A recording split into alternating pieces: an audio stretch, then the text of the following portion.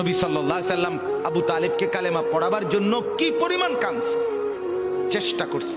শেষ মুহূর্তে বলছে, চাচা চাচা কালেমাটা পড়েন না চাচা। বলছে না, মানুষের কাছে বেইজ্জতি হব, পড়বো না, মানুষ লজ্জা দিবে।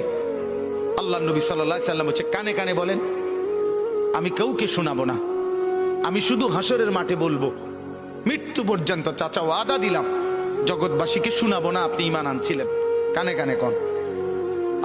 আবু তালেব বলছে না, কানে কানেও বলবো না। এবার নবী বলে চোখের পানি ফেলতে ফেলতে, চাচা এমনও কইতেন না তো, ঠিক আছে চাচা আমি কালেমাটা পড়ি, আপনি শুধু ঠোঁটটা নাড়েন,